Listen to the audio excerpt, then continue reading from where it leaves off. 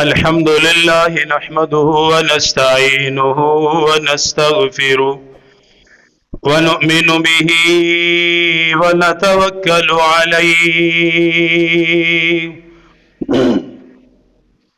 ونعوذ بالله من شرور أنفسنا ومن سيئات أعمالنا من يهده الله فلا مضل له ومن يضلله فلا هادي له ونشهد أن لا إله إلا الله وحده لا شريك له ونشهد أن سيدنا وسندنا ونبينا وشفيعنا وهادينا ومرشدنا وملجانا ومولانا محمدا عبده ورسوله صلى الله تعالى عليه وعلى آله وأصحابه وأزواجه وذرياته وأهل بيته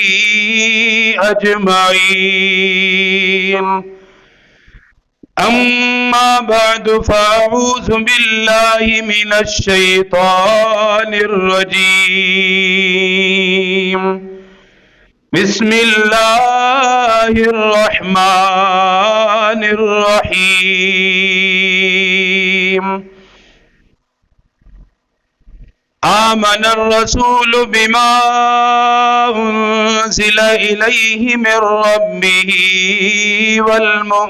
والمؤمنون كل آمن بالله وملائكته وكتبه ورسله لا نفرق بين أحد من رسله وقالوا سمعنا وأطعنا غفرانك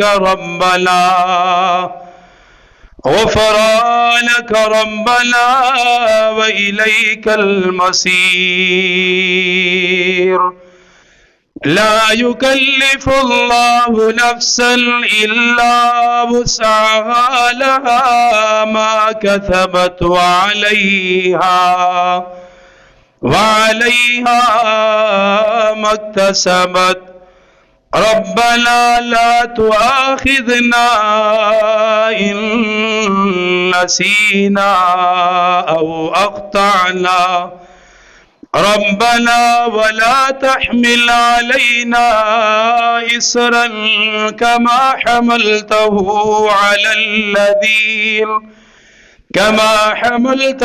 على الذين من قبلنا ربنا ولا تحملنا ما لا طاقة لنا به واعف عنا واغفر لنا وارحمنا أنت مولانا فانصرنا على القوم الكافرين وقال الله تبارك وتعالى عند سدرة المنتهى عندها جنة المأوى آمنت بالله صدق الله العظیم. عقیدت و محبت کے ساتھ ثواب کی نیت سے تمام حضرات درود پاک پڑھ لیجئے. اللہم صلی علی محمد وعلی آل محمد كما صليت على إبراهيم وعلى آل ابراہیم انک حمید مجید اللہم بارک علی محمد وعلی آل محمد كما باركت على إبراهيم وعلى آل إبراهيم إنك حميد مجيد. محترم سامعین، مکرم حاضرین، انتہائی واجب الاحترام بھائیو، بزرگوں، دوستو، نبی پاک صلی اللہ علیہ وآلہ وسلم کے عظیم سفر معراج، اس کے متعلق بات چل رہی ہے. اللہ تعالیٰ نے اپنے محبوب صلی اللہ علیہ وآلہ وسلم کو بے شمار معجزات عطا فرمائے جو آپ کی نبوت، آپ کی رسالت کی دلیل ہے.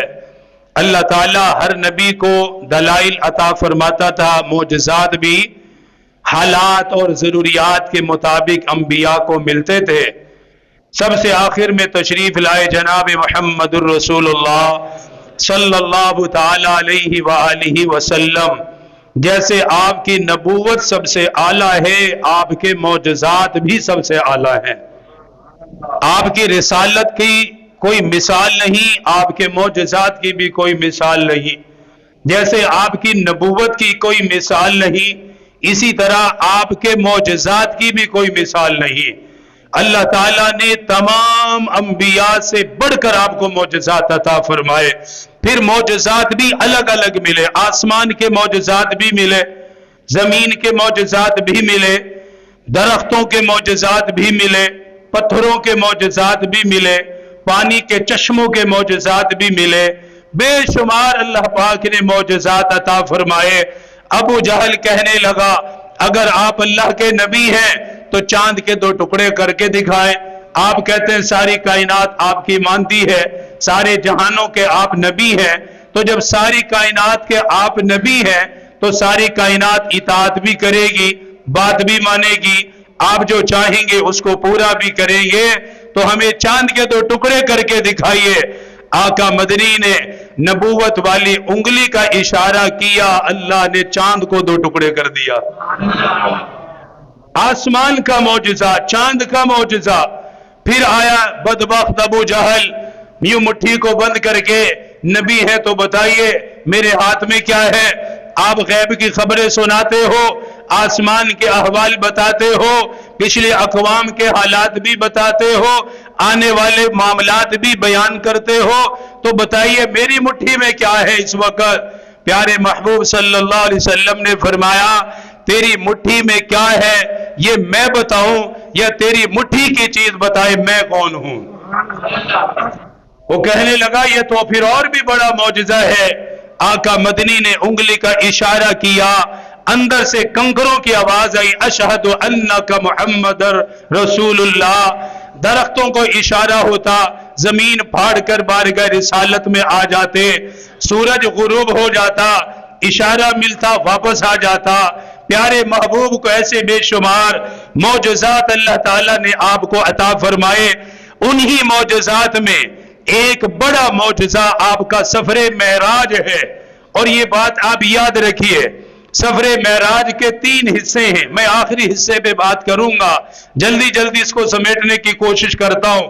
سفر معراج کے 3 حصے ہیں، مسلسل 3-4 جمعوں سے آپ سن رہے ہیں. معراج کا ایک حصہ مسجد حرام سے لے کر بیت المقدس ہے، یہ پہلا حصہ ہے اس سفر کا.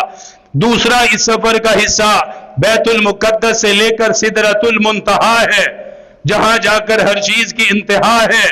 پھر تیسرا سفر کا اصل حصہ، جہاں تک لے جانا مقصود تھا کہ جہاں تک کوئی نہیں گیا، وہ تیسرا حصہ ہے سدرۃ المنتہا سے لے کر عرش اعظم تک کا سفر، جہاں جبرائیل بھی نہیں جا سکتا، جہاں اسرافیل بھی نہیں جا سکتا، جہاں میکائیل بھی نہیں جا سکتا، جہاں کوئی اور مقرب فرشتہ بھی نہیں جا سکتا. اللہ وہاں تک لے کر گیا. ایک باریک اشارہ اس طرف بھی کیا. آپ کا یہ سفر یہ سبق دیتا ہے کہ جیسے آپ کا سفر سب سے اعلیٰ جگہ جو زمین پر مسجد حرام ہے، سفر کا آغاز اس جگہ سے ہے جو زمین کی سب سے اعلیٰ افضل ترین جگہ ہے، وہاں سے آغاز کیا اور اختتام کیا عرش اعظم پر، سفر کو مکمل کیا عرش معلی پر۔ اشارہ اس طرف دیا گیا ہے کہ مسجد حرام سے مدین آئے، مکہ مدینہ منورہ آئے، بیت اللحم آئے، بیت المقدس آئے، ساتوں آسمان نیچے رہ گئے، سدرۃ المنتہا نیچے رہ گیا، عرش اعظم پر تشریف لے گئے۔ اللہ پاک یہ سمجھانا چاہتا ہے کہ آخری نبی کے سفر کی انتہا وہاں پر ہے کہ اس کے بعد کوئی مخلوق نہیں ہے، عرش کے ماوراء کوئی مخلوق نہیں، عرش کے بعد کوئی مخلوق اللہ نے پیدا نہیں فرمائی۔ یہ پیغام دیا گیا ہے کہ اللہ اپنے حبیب کو وہاں تک لے کر گیا کہ جس کے بعد کوئی مخلوق نہیں، گیا وہ پیغمبر ہے جس کے بعد کوئی نبی نہیں، جس کے بعد کوئی رسول نہیں، اس انتہا پر لے جایا گیا یہ سبق دینے کے لیے کہ جیسے یہ پیغمبر آخری پیغمبر ہے، یہ سفر بھی سارے سفروں میں انتہا کا سفر ہے، اس کے بعد سفر کوئی نہیں۔ اللہ نے اپنے حبیب کو یہ سفر کروایا، سدرۃ المنتہا پر آپ تشریف فرما ہوئے۔ میں نے پچھلے جمعے یہاں تک بات کی، ساتویں آسمان کے اوپر بیت المعمور، ساتویں آسمان کے اوپر بیت المعمور، بالکل بیت اللہ کے محاذات میں، بالکل بیت اللہ کی سیدھ میں۔ فرمایا میں نے بیت المعمور کو دیکھا، وہاں فرشتے طواف کر رہے ہیں، ان کی طواف کی جگہ ہے۔ امام الانبیاء تاجدار مدینہ صلی اللہ تعالی علیہ وسلم نے فرمایا پہلا آسمان نیچے رہ گیا، دوسرا آسمان بھی نیچا رہ گیا، تیسرا بھی نیچے رہا، ساتویں آسمان کے اوپر حضرت ابراہیم علیہ السلام سے ملاقات ہوئی، انہوں نے مرحبا کہا، انہوں نے خوش آمدید کہا، فرمایا مرحبا بالابن الصالح والنبی الصالح، نیک بیٹے کا آنا مبارک ہو، صالح پیغمبر کا آنا مبارک ہو۔ فرمایا پھر بیت المعمور مجھے دکھایا گیا، بالکل بیت اللہ کے محاذات میں، بالکل بیت اللہ کی سیدھ میں، ساتوں آسمانوں کے اوپر بیت المعمور کو میں نے دیکھا۔ بیت اللہ کے اندر میں نے فرشتوں کو طواف کرتے ہوئے دیکھا، ملائکہ کے طواف کو میں نے اپنی آنکھوں سے دیکھا۔ آقا مدنی نے اس کی کیفیت بیان فرمائی، آقا مدنی نے فرمایا میری امت والو، میں نے بیت المعمور کو دیکھا، 70,000 ملائکہ ایک دن میں بیت المعمور کا طواف کرتے ہیں۔ فرمایا جس فرشتے نے ایک مرتبہ طواف کر لیا، قیامت تک طواف کی باری نہیں آئے گی، طواف کا موقع نہیں ملے گا، طواف کے لیے دوبارہ نہیں بلایا جائے گا۔ اس سے پتہ چلا ملائکہ کی تعداد کتنی بڑی ہے، اللہ نے کتنے ملائکہ کو پیدا فرمایا۔ ان فرشتوں کو بیت المعمور میں ایک مرتبہ طواف کا موقع ملا۔ اس امت کے لیے جو عمرے کے لیے گیا، حج کے لیے گیا، حکم یہ ملا جتنا چاہو اللہ کے گھر کا طواف کر سکتے ہو، جتنا دل چاہے ایک مرتبہ طواف کیا۔ مقام ابراہیم میں نفل ادا کرنے کے بعد پھر دل کیا دوسری مرتبہ پھر طواف کر لیا۔ زندگی میں جتنی مرضی مرتبہ اللہ کے گھر کا طواف کرتے رہو، منع نہیں کیا۔ یہ اس امت کے لیے معراج ہے، یہ اس امت کے لیے اللہ پاک کا انعام ہے۔ فرما پھر بیت المعمور کے اندر حضرت ابو سعید خدری کی روایت کے مطابق بیت المعمور کے اندر امام الانبیاء نے نماز ادا کی، آقا مدنی نے وہاں نماز ادا کی۔ نماز ادا کرنے کے بعد آپ کو سدرۃ المنتہا وہ بیری دکھائی گئی جس سے آگے کوئی جا نہیں سکتا، زمین سے جو حکم جائے گا سدرۃ المنتہا پہ جا کے ٹھہر جائے گا، ملأ الاعلی سے جو حکم آئے گا وہ سدرۃ المنتہا تک آئے گا، پھر زمین والے فرشتوں کو ملے گا، آسمان والے فرشتوں کو ملے گا۔ فرما میں نے سدرۃ المنتہا کو دیکھا، میں نے ساتوں آسمانوں کے اوپر ایک بیری کا درخت دیکھا، جس کی جڑیں چھٹے آسمان پر ہے، اتنا بڑا درخت میں نے دیکھا۔ آقا مدنی نے فرمایا اس درخت کے پتے ہاتھی کے کان کی طرح، جس طرح ہاتھی کے کان بڑے بڑے، اس طرح اس درخت کے پتوں کو میں نے دیکھا۔ فرمایا میں نے اس کے پھل بھی دیکھے، مٹکوں کی طرح میں نے پھلوں کو دیکھا۔ امام الانبیاء نے فرمایا میں نے منتہا کو دیکھا، اس سدرہ بیری کو میں نے دیکھا۔ میرے دیکھتے دیکھتے انوارات نے اسے گھیر لیا، اللہ کی طرف سے تجلیات نے گھیرا۔ فرمایا پھر میں نے دیکھا ایک ایک پتے پہ ایک ایک فرشتہ موجود ہے، اللہ کی حمد بیان کر رہا ہے، اللہ کی تعریف بیان کر رہا ہے۔ کوئی رکوع کی حالت میں ہے، کوئی سجدے کی حالت میں ہے۔ اسی لیے تو کہا جاتا ہے اللہ ہماری تعریف کا محتاج نہیں، اللہ ہماری نماز کا محتاج نہیں، اللہ ہمارے رکوع کا محتاج نہیں، اللہ ہمارے سجدوں کا محتاج نہیں۔ عبادت کرنے کے لیے، بندگی کرنے کے لیے بے شمار مخلوقات کو اللہ نے پیدا فرمایا۔ یہ تو امت کا اعزاز ہے جو سجدے کے لیے آ گیا، اپنے بھلے کے لیے آیا، جو رکوع کرنے کے لیے آیا، اپنا بھلا کرنے کے لیے آیا، جو نیکی کے راستے پہ چلا، اپنا بھلا کرنے کے لیے چلا۔ اللہ کی ذات میں کوئی فرق نہیں آتا۔ فرمایا میں نے سدرۃ المنتہا کو دیکھا، فرشتوں کی عبادت کو دیکھا، فرشتوں کی تسبیحات کو میں نے دیکھا۔ پھر سدرۃ المنتہا کے بعد حضرت جبرائیل عرض کرنے لگے آقا اب آگے کا سفر آپ نے کرنا ہے۔ یہ سفر کا تیسرا حصہ جو سب سے اہم ترین حصہ ہے، اسی کے لیے آپ کو بلایا گیا، اسی لیے آپ کو سفر کروایا گیا۔ آپ نے جبرائیل سے فرمایا جبرائیل کیا آگے جانے کا پروگرام نہیں، آگے ساتھ چلنے کا ارادہ نہیں؟ عرض کرنے لگے آقا اگر انگلی کے ایک پورے کے برابر بھی آگے چلنے کی ہمت کی، اگر آگے بڑھنے کی کوشش کی، فرمایا آقا میرے پر جل کے خاک ہو جائیں گے، اللہ کی تجلیات کو برداشت نہیں کروں گا، اللہ کی تجلیات کو میں برداشت نہیں کر سکتا۔ اس سے آگے آپ ہی نے جانا ہے، تجلیات کو آپ نے ہی برداشت کرنا ہے، اللہ کے حضور آپ نے حاضر ہونا ہے۔ اس لیے آقا مدنی کا سب سے پہلے آپ کے دل مبارک کو نکالا گیا تھا، زمزم کے پانی سے دھویا گیا تھا۔ وہ اسی لیے دھویا گیا کیونکہ عرش اعظم پہ لے جانا، اللہ پاک سے ہم کلام ہونا، درمیان میں کوئی واسطہ نہیں ہوگا، درمیان میں کوئی حجاب نہیں ہوگا، اللہ اپنے محبوب سے براہ راست کلام کرے گا، اللہ کا محبوب اپنے رب سے براہ راست کلام کرے گا۔ آقا مدنی سے جبرائیل عرض کرنے لگے آقا جس جگہ پر جا کر ملائکہ کے سردار کی انتہا ہے، نبیوں کے سردار کی ابتدا ہے۔ یہاں سے آگے ملائکہ کا سردار نہیں جا سکتا، ملائکہ کا معلم نہیں جا سکتا، یہاں سے آگے تو نبیوں کا سردار جائے گا، رسولوں کا سردار جائے گا، تاجدار ختم نبوت جائے گا، امام الانبیاء جائے گا، تاجدار حرم جائے گا۔ آقا مدنی کو بلایا گیا، عرش اعظم پہ آپ کو لے جایا گیا۔ فرما میں اتنا قریب ہوا، شریف الاقلام تقدیر کا جو قلم چل رہا تھا، فرما شریف الاقلام قلم کی آواز کو میں نے سنا، قلم کے چلنے کی آواز کو میں نے اپنے کانوں سے سنا۔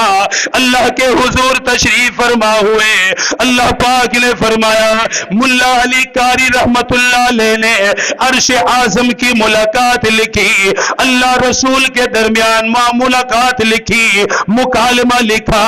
آقا مدنی تشریف لائے، مہمان جب میزبان سے ملے گا سلام بھی کرے گا، خیر و عافیت بھی دریافت کرے گا، لیکن میرے آقا اللہ کے حضور تشریف فرما ہوئے اللہ پاک کو سلام نہیں کیا جا سکتا، اللہ پاک سے حال و احوال نہیں پوچھا جا سکتا۔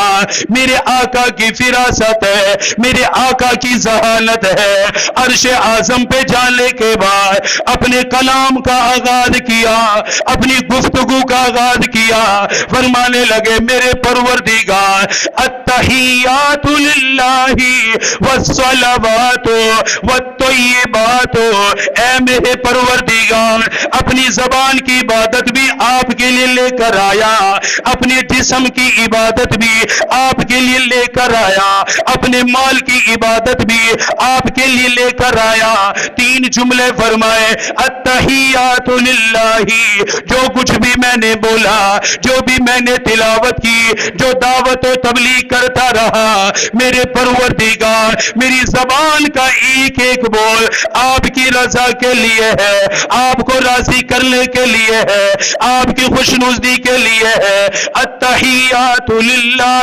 میرے پروردگار میری زبان کی عبادت کو قبول فرما، میری حمد و ثنا کو قبول فرما، میری تلاوت کرنے کو قبول فرما، قرآن پڑھنے کو قبول فرما، لوگوں کو اللہ کی طرف بلانا اللہ اسے بھی قبول فرما، میری زبان کی ساری عبادتیں قبول فرما۔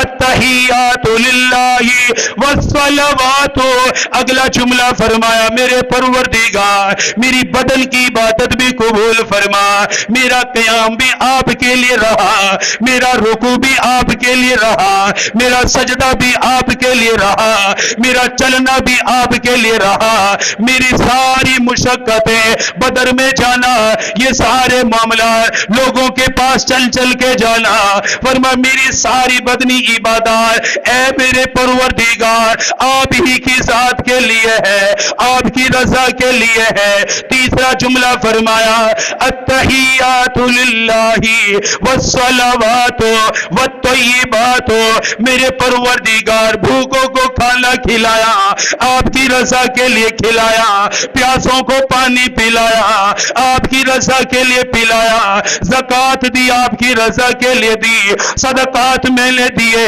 آپ کی رضا کے لیے دیے، میرے پروردگار اپنے منہ کا لقمہ بھی دوسروں کو دیا، اپنے کھانے کا سامان بھی دوسرے لوگوں کو دیا، بھوکوں کا خیال کرتا رہا، یتیموں کا خیال کرتا رہا، بیواؤں کو کھلاتا رہا، میرے پروردگار آپ کی رضا کے لیے کرتا رہا۔ کتنی اعلیٰ عبادات کا ذکر کیا، کتنا اعلیٰ کلام فرمایا التحیات للہ والصلوات والطیبات، تین باتیں ارشاد فرما کر خاموش ہو گئے۔ آگے سے اللہ کی طرف سے جواب آیا، فرما میرے حبیب زبان کی عبادت بھی میرے لیے لے کر آئے، بدنی عبادت بھی میرے لیے لے کر آئے، مال کی عبادت بھی میرے لیے لے کر آئے، اب میری طرف سے بھی سنیے، فرما السلام علیکہ ایھا النبی ورحمۃ اللہ وبرکاتہ، فرما میرے حبیب آپ کی زبان بھی میرے لیے، آپ کا بدن بھی میرے لیے، آپ کا مال بھی میرے لیے، فرما پھر آپ بھی سنیے السلام علیکہ، میرے حبیب اللہ خود سلام ہے، سلام کی طرف سے سلام آپ کے لیے،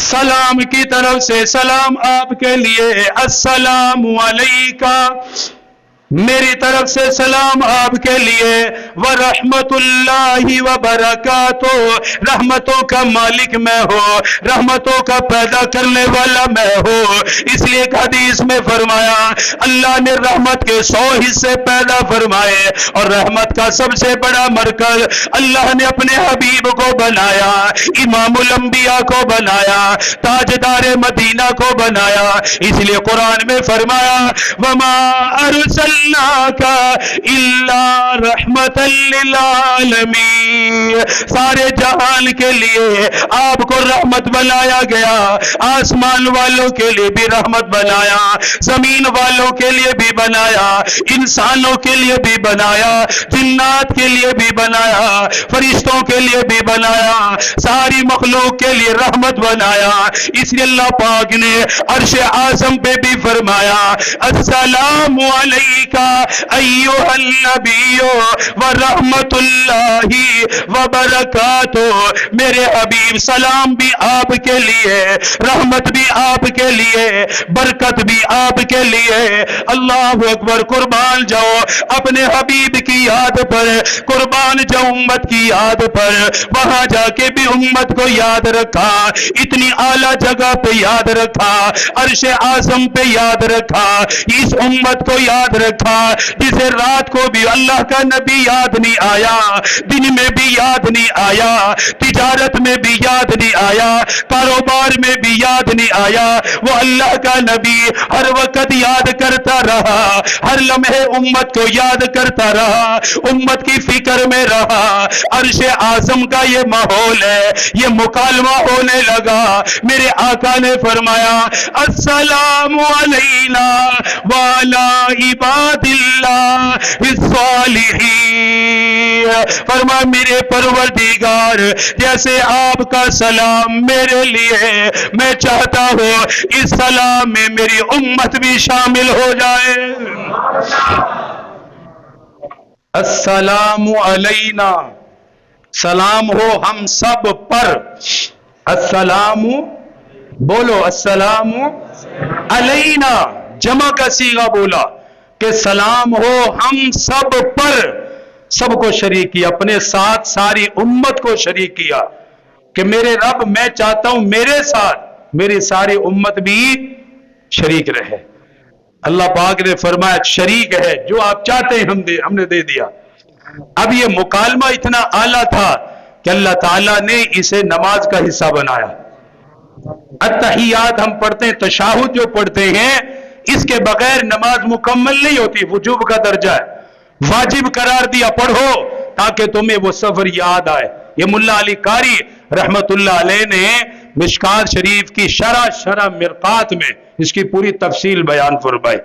یہ مکالمہ ہے، یہ بات چیت ہے. اب اسی بات چیت کے درمیان اللہ تعالیٰ نے اپنے حبیب سے فرمایا میرے حبیب آپ کے لیے کچھ تحفے بھی ہیں، آپ کے لیے کچھ غور کریں وہ تحفے کیا ہیں. عرض کرنے لگے میرے پروردگار میرے لیے کیا تحفہ؟ فرمایا جیسے السلام علینا کہہ کر امت کو شامل کیا، آپ کے تحفے میں بھی امت کو شامل کر دیا. آپ کی چاہت یہ آپ کے ہر کلام میں امت کا ذکر ہوتا رہے، امت کے لیے بھی ملتا رہے. فرمایا تحفہ بھی ملے گا، تحفہ آپ کے لیے بھی ہوگا، آپ کی امت کے لیے بھی ہوگا، کلمہ پڑھنے والوں کے لیے بھی ہوگا. فرمایا میرے پروردگار میرے لیے کیا تحفہ ملے گا، مجھے کیا تحفہ ملے گا، میری امت کو کیا ملے گا. فرمایا میرے حبیب میں نے 50 نمازیں عطا کر دی. نماز میری ملاقات کا ذریعہ ہوگا، نماز مجھ سے لینے کا ذریعہ ہوگا، نماز کلام کرنے کا ذریعہ ہوگا. آپ کی امت نماز پڑھے گی، اللہ اکبر کہیں گے، میں ان کا جواب دوں گا.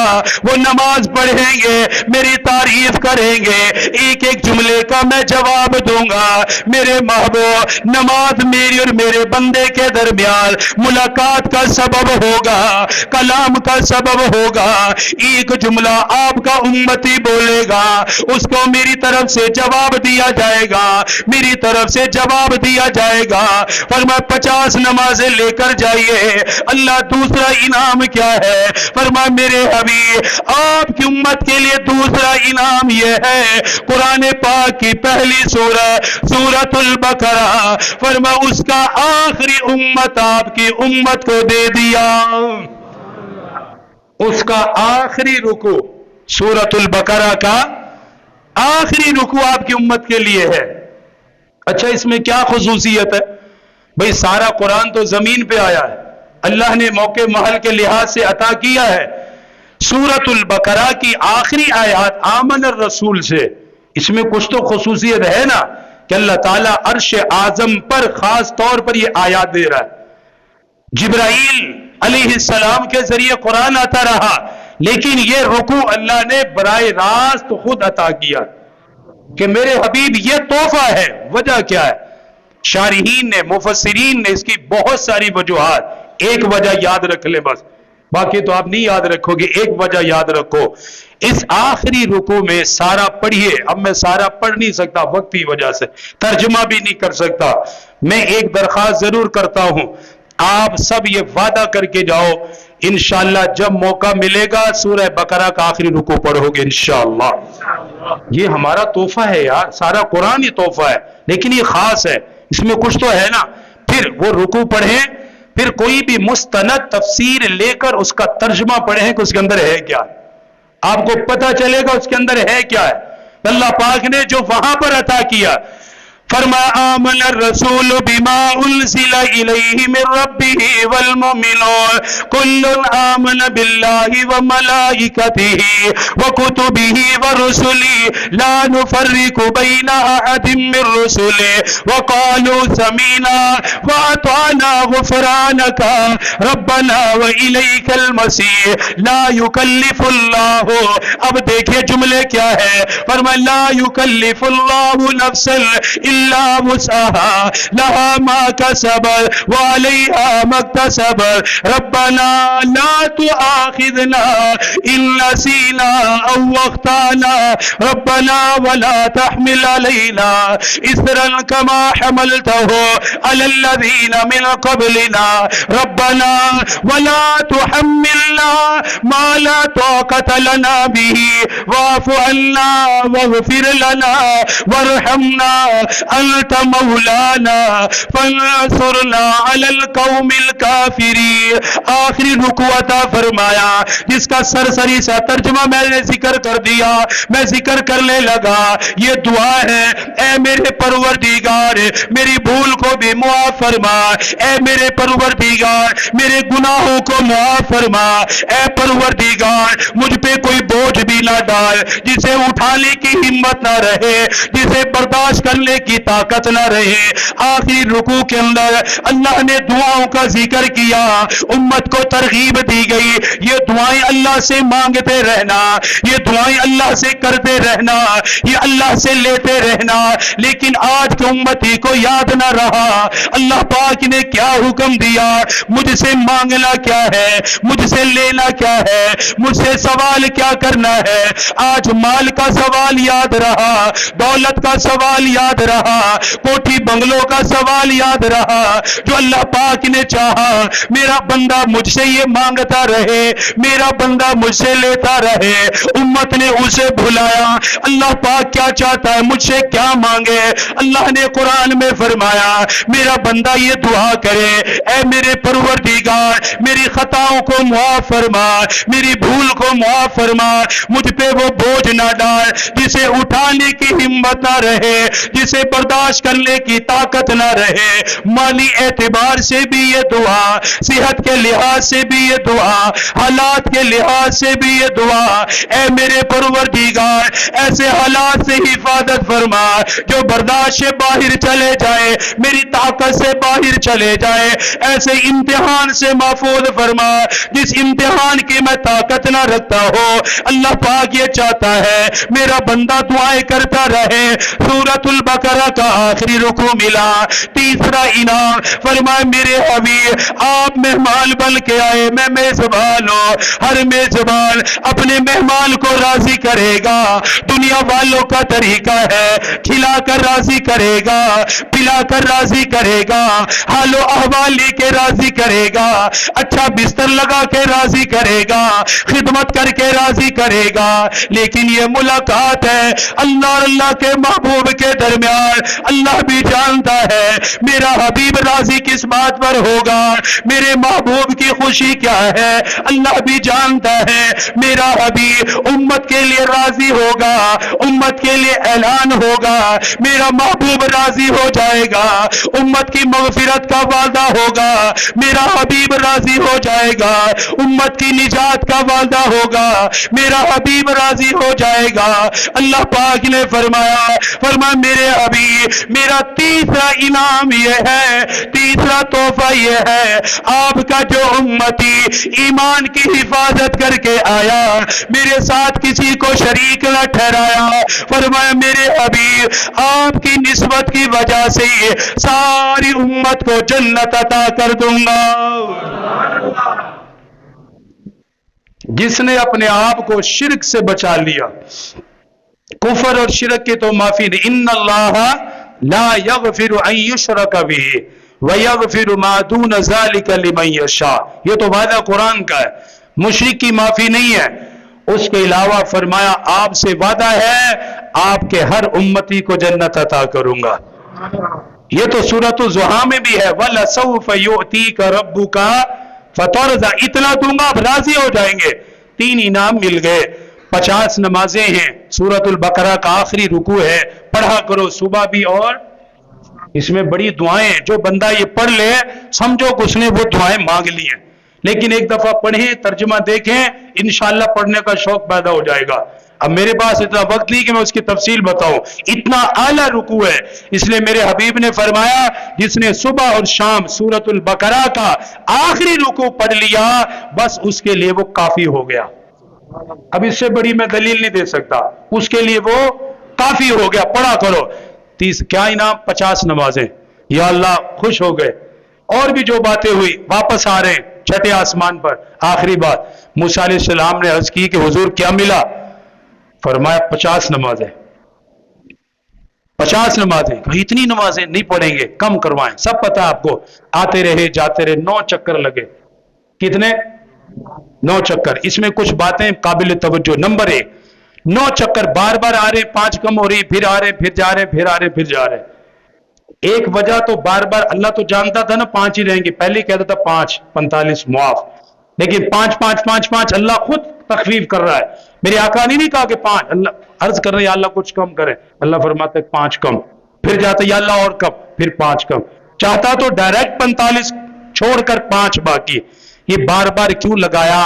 تاکہ میرا محبوب بار بار مجھ سے ملنے کے لیے آتا رہے. محبوب اور محب کی ملاقات ہوتی رہے، آتا رہے جاتا رہے، بات کرتا رہے، کلام کرتا رہے، مانگتا رہے. نمبر 2، دوسرا نقطہ پڑا ہے میں. 9 مرتبہ آئے گئے ہیں، اللہ نے 9 مرتبہ ہی تخفیف کی ہے. اللہ یہ سبق دے رہا تھا کہ میرا بندہ جتنی مرضی مرتبہ مجھ سے مانگے اللہ عطا کرتا، اللہ تھکتا نہیں ہے. وہ چاہتا ہے کہ مانگتا ہی رہے، بندہ لیتا ہی رہے. دنیا دار کے پاس 3 دفعہ جاؤ دروازہ بند، ٹھک دھکے. یہ سبق دے رہا اللہ، آؤ آئی جاؤ آئی جاؤ، میرے خزانے بہت ہیں، میں کم کرتا رہوں گا. 5 رہ گئی. اب اداسی تو تھی نا کہ 50 کہاں 5 پڑھتی 50 تو 50 کی جنت ملتی. اب 5 پڑھیں گے تو 5 کی ملے گی. امت کے لیے فکر مند ہے نا، حریص علیکم. ہم جیسے نہیں، ہم جو حال کر رہے ہیں کبھی اس پہ بھی غور کرو کہ ہم اپنے حبیب کے ساتھ کیا رویہ کر رہے ہیں اور ان کی محبت کا معیار کیا ہے. اداس ہیں، 5 لے کر آ رہے ہیں لیکن امت کے لیے کم کروائی. اللہ جانتا تھا جب اداسی سے جا رہے تھے، اب 10ویں مرتبہ اللہ نے خود آواز دی. چھٹے آسمان سے جب جانے لگے خود آواز آئی، حدیث میں خود ہے. اللہ پاک نے فرمایا میرے حبیب اداس مت ہوئیے، آپ کی امت نمازیں 5 پڑھے گی، اجر میں 50 کا ہی دوں گا. آپ یہاں آئے ہیں مجھ سے ملنے کے لیے، آپ کی وجہ سے 5 رہ گئی ہے، نمازیں یہ 5 ہی پڑھیں گے، اجر میں 50 کا ہی دوں گا. جنت میں ان کو 50 والی ہی دوں گا، درجات میں ان کو 50 والے ہی دوں گا. یہ 5 پڑھ کے مجھے راضی کرے. فرمایا میرے حبیب آپ کے صدقے میں ثواب مجھ سے 50 کا ہی لے کر جائیں گے. اب کیسی غفلت ہے، 5 پڑھ کے بھی 50 نہیں لے سکتے. جو 5 پڑھ کے بھی 50 نہ لے سکے، اس سے بڑی اس بندے کے لیے نامرادی کیا ہوگی. فجر کی نماز غفلت سے گزرتی ہے. اسی لیے کہتے ہیں جس بندے کی پہلی پلاننگ جو فجر کی نماز کے لیے پلاننگ نہیں کر سکتا، سارے دن کی خاک پلاننگ کرے گا. کیا اس کی ترتیب ہوگی جب اس کی ابتدا ہی صحیح نہیں ہے، سارا دن اس کا کبھی بھی صحیح نہیں ہوتا. ایک آخری حدیث فرمایا جو فجر کی نماز قضا کر دے سوتا رہ گیا، صحیح حدیث ہے، فرمایا شیطان اس کے کان میں پیشاب کر دیتا ہے. کتنے لوگ ہیں جو اپنے کان میں شیطان سے پیشاب کرواتے ہیں. مجھ پہ ناراض نہ ہونا، میں نہیں کہہ رہا، میں تو اللہ کے نبی کا فرمان بتا رہا ہوں.